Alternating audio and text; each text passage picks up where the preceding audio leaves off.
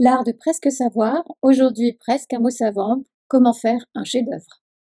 Dans l'atelier aujourd'hui, Pastelou essaie de créer son chef-d'œuvre. Mais c'est quoi un chef-d'œuvre? Une excellente question, Pastelou. Qu'est-ce qu'on peut appeler chef-d'œuvre? Qui décide qu'il s'agit d'un chef-d'œuvre? Pourquoi une œuvre devient-elle un chef-d'œuvre? Voilà une question à laquelle nous allons apporter une réponse aporétique. Pour être plus clair, nous allons apporter une réponse de Normand. En effet, la notion de chef-d'œuvre peut varier en fonction de différents éléments.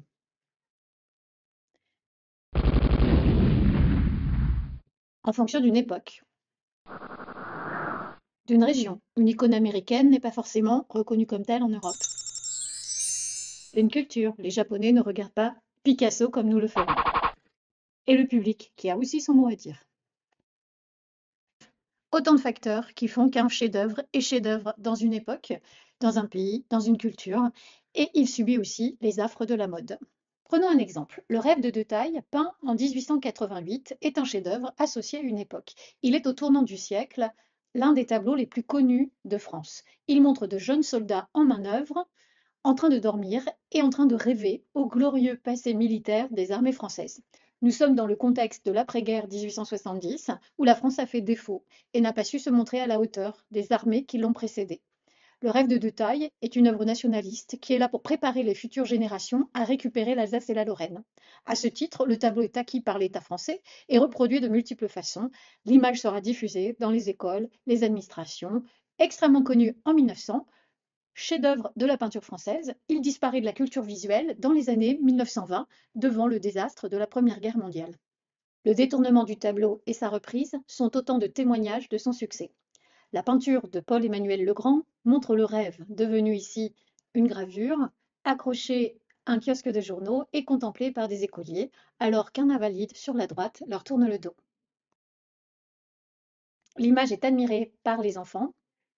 Il y en a même un qui lève le pouce, alors que, au-dessus du rêve, vous voyez le petit Parisien qui évoque la constitution de la famille parfaite et un clin d'œil à la politique familiale qui va naître en 1870 pour renforcer la natalité française.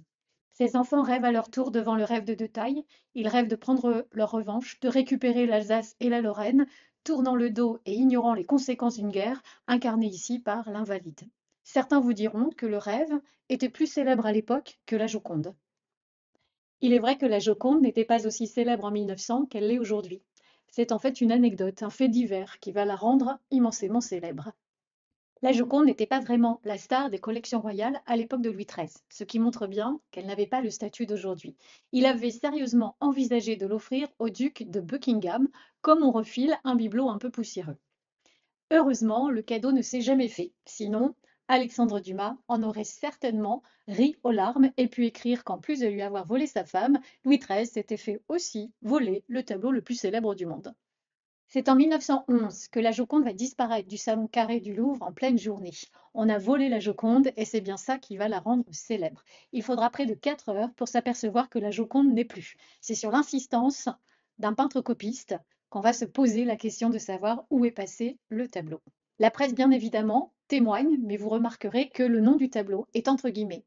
Aujourd'hui, on n'aurait pas eu besoin de préciser qu'il s'agissait d'un tableau de Léonard de Vinci. La Joconde n'est donc pas encore l'icône nationale et internationale d'aujourd'hui, mais on ne la laisse pas filer comme ça. Et on part à la chasse aux voleurs. À défaut de retrouver la Joconde, on commence par accuser à peu près tout le monde. C'est ainsi que les soupçons vont se diriger vers un peintre bohème, un certain Pablo Picasso, et son complice, un poète exalté, Guillaume Apollinaire. L'affaire prend une tournure presque surréaliste avant l'heure. Picasso, qui possédait déjà quelques statuettes empruntées au Louvre, à des fins purement artistiques, bien évidemment, commence à paniquer, et quand Pablo panique, il ne peint pas, il parle. Le voilà donc qui décide, dans un élan de civisme ou d'angoisse, d'aller se dénoncer à la police. Il balance tout et tout le monde. Guillaume Apollinaire se retrouve donc en garde à vue, les menottes au poignet, et l'amitié entre les deux hommes prend un sacré coup de griffe. En fait, la Joconde avait été subtilisée par un peintre en bâtiment, Vincenzo Perugia, qui voulait la rendre à son pays, mais qui avait un casier judiciaire long comme le bras. C'est un peintre en bâtiment qui faisait des travaux dans le Louvre et qui est parti avec la toile roulée sous le bras. On la retrouve 2 ans plus tard en Italie, à Florence, pas très loin de là où Léonard de Vinci avait commencé le portrait. Les Italiens la garderont quelque temps avant de la renvoyer au musée du Louvre. Cette aventure va donner à la Joconde une dimension très différente et c'est à partir de là que la Joconde devient le tableau célèbre que l'on connaît. La notion de chef-d'œuvre est donc évolutive et dépend du temps et de l'espace. Prenons un autre exemple. Un petit quiz, Pastelou. Qui est le peintre le plus célèbre du monde? Léonard de Vinci, Pablo Picasso, Claude Monet ou Michel-Ange? Ah, forcément, je viens de te parler de la Joconde, donc tu penses à Léonard de Vinci. Comme beaucoup d'autres d'ailleurs. Eh bien, pas du tout. Le peintre le plus célèbre du monde, c'est Claude Monet. En effet, le peintre le plus célèbre du monde, c'est lui, Claude Monet. C'est-à-dire que quand vous demandez très rapidement à quelqu'un de citer le nom d'un artiste, eh bien celui qui va revenir le plus souvent, c'est Claude Monet. Mais pourquoi, Pastelou, te demandes-tu? Parce que Giverny? Eh bien non, tu te trompes, il ne s'agit pas ici de Giverny, il s'agit d'un jardin japonais qui se trouve à Kyoto. Voici Giverny. Et vous pouvez voir la proximité. Nous avons affaire ici à un problème de culture. Léonard de Vinci et Picasso ne parleront pas forcément, visuellement, à une culture orientale. Mais Claude Monet, lui, parle à la culture japonaise et c'est donc un artiste qui va avoir une obédience plus internationale et qui va être connu et apprécié de cultures qui n'ont pas forcément le même regard sur l'art occidental. L'influence japonisante des œuvres de Claude Monet font qu'elles sont plus internationales. Pendant longtemps, les critiques vont aussi faire les chefs-d'œuvre. Prenons le cas du salon de 1874. Pour bien comprendre ce qu'est le salon, vous pouvez cliquer là-haut pour une vidéo sur le salon. Le jury, rappelez-vous, remet des récompenses. C'est un peu le festival de Cannes, le salon officiel de peinture. Des artistes vont donc se retrouver en compétition. Au salon de 1874, ces 2 tableaux sont en concurrence pour la médaille d'or. Un tableau de Gérôme, tableau d'histoire, représentant Richelieu au palais cardinal, à gauche. Un paysage d'un artiste plus très jeune à l'époque, précurseur des impressionnistes, Corot, qui aura moins de chances par la suite, vu son âge, de recevoir une médaille. Eh bien, le jury du salon choisira Jérôme, en faisant de Jérôme, bien évidemment, un artiste qui va être beaucoup plus regardé que Corot. Le plus célèbre des deux, aujourd'hui, étant plutôt Corot. Au XIXe siècle va se développer le marché de l'art. Les marchands, eux aussi, vont pousser certaines œuvres et certains artistes sur le devant de la scène, allant même à leur imposer des sujets pour satisfaire le goût du public. On peut prendre pour exemple le cas de ce jeune Hollandais de 25 ans qui arrive à Paris en 1865. Il est invité par le plus grand marchand de l'époque, Goupil. Depuis les années 1850, beaucoup de marchands s'efforcent de passer des accords avec les artistes pour s'attacher leurs services et avoir la main mise sur la production artistique. KMRR va donc devenir un artiste produisant des tableaux qui se ressemblent plus ou moins en série pour satisfaire les clients de ces marchands. Ce sera aussi le cas de Giovanni Boldini, jeune Italien qui, de la même façon, se mettra au service de la galerie Goupil et produira des tableaux qui se ressemblent. Et puis, le XIXe siècle va connaître un élargissement du public d'amateurs d'art. Cela s'explique par l'essor de la bourgeoisie, pour qui collectionner est un marqueur social et parfois un investissement. Ceux qui n'ont pas les moyens d'acquérir les originaux vont se rabattre sur les reproductions et notamment les estampes. C'est le développement du marché de l'estampe. Donc Daumier nous montre ici des amateurs d'estampes. Il ne se moque pas d'eux. Au contraire, l'estampe, autrefois considérée comme un art secondaire, devient peu à peu un art reconnu. Et Daumier illustre ici la valorisation d'un art populaire. La politique fera parfois les chefs-d'œuvre.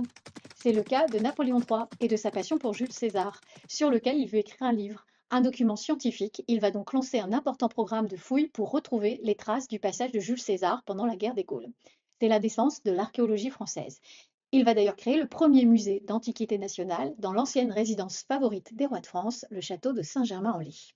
Cela le conduira aux fameuses fouilles du site d'Alésia. Ce goût de l'empereur conduit les artistes à produire des œuvres qui évoquent l'épopée gauloise ou qui pourraient s'en approcher. L'idée étant de déclencher une commande. Et c'est comme ça que l'ébéniste Dille va créer ce médaillé avec un haut relief qui évoque un épisode de l'histoire mérovingienne, en se souvenant qu'au musée de Saint-Germain-en-Laye, l'empereur a fait ouvrir un département mérovingien. On parlera alors de style mérovingien, de meubles gaulois ou encore de grands meubles gaulois de style roman. Cela ne lui servira pas beaucoup puisque le meuble ne sera pas acheté par Napoléon III. Dans le même esprit, allons au musée cantonal de Lausanne pour voir le tableau de Charles Glair, Les Romains passant sous le joug. Ce tableau est considéré comme une icône nationale suisse et deviendra le chef-d'œuvre du musée des Beaux-Arts naissant de Lausanne. C'est une commande pour illustrer l'histoire suisse. Charles Glair fait le choix d'une scène de l'Antiquité qu'il considère comme la plus noble. Elle aussi évoque les fouilles archéologiques qui sont réalisées à l'époque sur les rives du lac Léman. Napoléon III s'apprête alors à lancer les grandes fouilles d'Alésia. Et surtout, Charles Glair est un ami de Sébastien Cornu, dont la femme, Hortense, était une amie d'enfance de Napoléon III. Elle l'aidera à rédiger l'histoire de Jules César. Le public peut aussi faire et défaire les chefs-d'œuvre. Prenons l'exemple du film Pinocchio en 1940 de Walt Disney. 3 ans plus tôt, Walt Disney avait produit le premier long métrage de dessin animé Blanche-Neige et les Sept Nains. Une révolution, un succès énorme, et il compte réitérer l'aventure avec Pinocchio en y consacrant plus de moyens et des moyens techniques révolutionnaires pour la production de dessins animés à l'époque. Malheureusement, il n'avait pas pris en compte le fait que le film sortirait pendant la Seconde Guerre mondiale. Il est peu distribué ou mal distribué en Europe. Le film n'aura pas autant de succès que Blanche-Neige. Et à partir de ce moment-là, il pensera que un film qui n'a pas de succès auprès du public n'est pas un chef-d'œuvre. Ce qui est évidemment faux. Mais cela va considérablement marquer l'industrie hollywoodienne qui pense encore aujourd'hui en ces termes. Bon, cela ne t'aide pas beaucoup, Pastello, et en effet, tu te demandes encore comment faire un chef-d'œuvre. Je peux peut-être te donner quelques pistes. La notion de chef-d'œuvre est une notion plutôt collective, qui va naître d'un consensus historique. Par exemple, une œuvre qui va avoir le pouvoir d'illustrer un courant artistique. C'est le cas, par exemple ici, d'un dimanche après-midi à l'île de la Grande Jatte de Seurat. Ce tableau exposé en 1886 va être le tableau qui va donner naissance au mouvement néo-impressionniste. Seront aussi chefs-d'œuvre des tableaux qui vont s'inscrire dans le temps et qui vont devenir des références, des modèles à consulter et qui vont permettre un dialogue entre les artistes de différentes époques. Allons au musée du Louvre pour voir le portrait de Louis XIV par Hyacinthe Rigaud. Ce tableau célèbre va poser pour plusieurs années les caractéristiques d'un portrait de roi. Et lorsque Antoine Calais devra faire le portrait du roi Louis XVI quelques années plus tard, il s'appuiera sur la mise en scène du portrait de Hyacinthe Rigaud. Donc retrouver les mêmes éléments et la même mise en scène dans les deux tableaux. Le pauvre peintre ne pourra montrer son savoir-faire qu'à travers la capacité qu'il aura de capter au mieux les traits du roi, puisque le décorum est le même sur l'un et l'autre des tableaux. Par exemple, nous retrouverons sur les deux tableaux le manteau fleur de lysée. Nous aurons de la même façon les régalias posés quasiment au même endroit, symbole du pouvoir royal, et derrière le roi, la même colonne, symbole d'autorité, de pouvoir, mais aussi symbole christique, évoquant la monarchie de droit divin, puisque le Christ est une colonne. Bref, la même mise en scène. Le portrait de Hyacinthe Rigaud est un tableau-étape, un jalon dans le dialogue artistique, puisque vous pouvez retrouver les mêmes codes pour la représentation de cet homme de pouvoir en pied. Les colonnes sont derrière lui, le rideau qui donne le côté officiel est là, un fauteuil qui pourrait passer pour un trône est aussi présent, mais les symboles sont différents.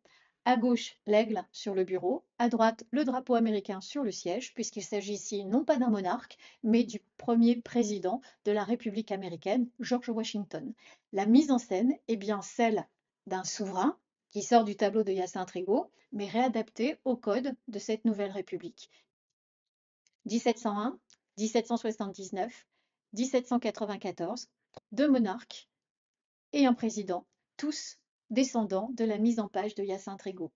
Le portrait de Hyacinthe Rigaud est donc un chef-d'œuvre de l'histoire de l'art.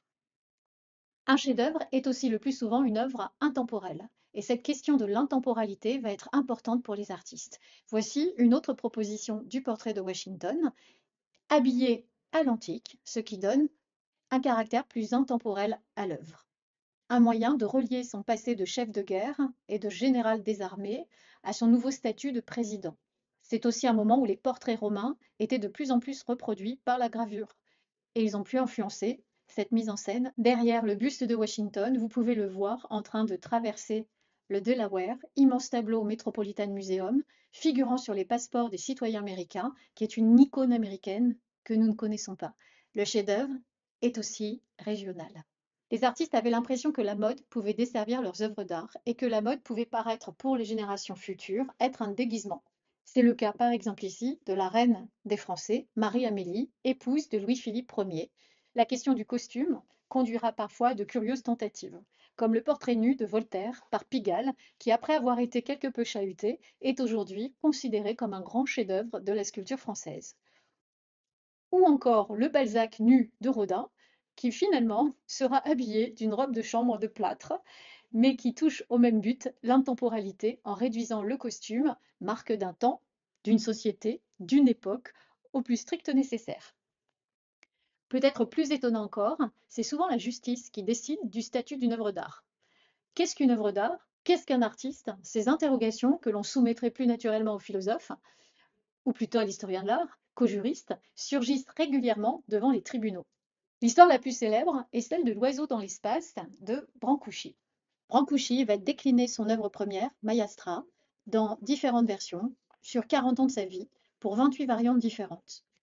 L'œuvre est achetée par un Américain et envoyée aux États-Unis en 1926. En tant qu'œuvre d'art, elles peuvent circuler librement. C'est le Tariff Act de 1913 qui libère les œuvres d'art de droits de douane. Mais voilà, un douanier un peu zélé ouvre la caisse en 1926 et se dit que ce truc n'est pas une œuvre d'art, mais un objet manufacturé qui, lui, est taxé. Et on demande donc à ce que les droits de douane soient payés. Brancusi s'indigne de la non-reconnaissance de ses œuvres comme œuvres d'art et décide de porter l'affaire devant la justice. Il y aura donc un procès avec des témoins, des avocats, des juges, et le jugement sera essentiel pour la compréhension des œuvres d'art aux États-Unis au XXe siècle. Dans ce procès, il faudra préciser la nature de l'objet, le statut de l'artiste, Brancusi est-il un artiste, et l'objet est-il une œuvre d'art ou bien un objet artisanal. Pour prouver le statut d'artiste de Brancusi, on va mettre en évidence le processus de création. On va produire un certain nombre de photographies qui illustrent le travail de préparation et de manufacture de l'objet. Il va falloir ensuite démontrer que Brancusi, absent du procès, est un artiste. Des témoins américains, pour la plupart, connus dans les milieux artistiques contemporains et modernes, comme Steichen, photographe, acheteur de l'œuvre d'art, le sculpteur Epstein, qu'on connaît en France pour le tombeau d'Oscar Wilde au Père-Lachaise, ou encore des rédacteurs en chef de revues artistiques connus aux États-Unis. Bien évidemment, l'opposition aussi va produire ses témoins, des sculpteurs américains, travaillant dans une veine beaucoup plus néoclassique que Brancusi, qui ne voit pas dans l'art moderne un art et dans Brancusi un artiste. L'oiseau est-il une œuvre d'art? Non, l'oiseau dans l'espace n'est pas une œuvre d'art parce que ça n'est pas un oiseau, ça n'est pas assez formel. Il faudra donc produire des œuvres d'art égyptiennes ou celtiques pour montrer que des œuvres d'art non formelles sont reconnues aujourd'hui comme chefs-d'œuvre. Le fait qu'elle représente ou non un oiseau n'a pour moi aucune importance. Je pense que c'est la sensation du vol, le sentiment de l'essor, que ce sont ces caractéristiques-là qui me donnent le sentiment d'un oiseau, dira Brancusi. Le jugement est rendu le 26 novembre 1928 par la Cour américaine. Il est essentiel pour la compréhension de l'art moderne aux États-Unis. Une école d'art dite moderne s'est développée dont les tenants tentent de représenter des idées abstraites plutôt que d'imiter des objets naturels. Que nous soyons ou non en sympathie avec ces idées d'avant-garde et les écoles qui les incarnent, nous estimons que leur existence comme leur influence sur le monde de l'art sont des faits que les tribunaux reconnaissent et doivent prendre en compte. C'est la reconnaissance qu'une œuvre contemporaine, moderne, abstraite est une œuvre d'art. Si vous voulez connaître d'autres histoires de procès, dites-le moi dans les commentaires et je ferai d'autres vidéos sur ces nombreux procès qui ont jalonné l'histoire de l'art et la reconnaissance des chefs-d'œuvre. Voilà Pastelou, tu as tout ce qu'il te faut pour faire un chef-d'œuvre. Mais là, je crois que tu es en train d'imiter Balzac et que ton chef-d'œuvre restera inconnu. C'était l'art de presque savoir, presque un mot savant. La fin de l'histoire pour presque tout savoir, c'est avec Art et Savoir Conférence. Toutes nos prestations sont en description de la chaîne et de la vidéo.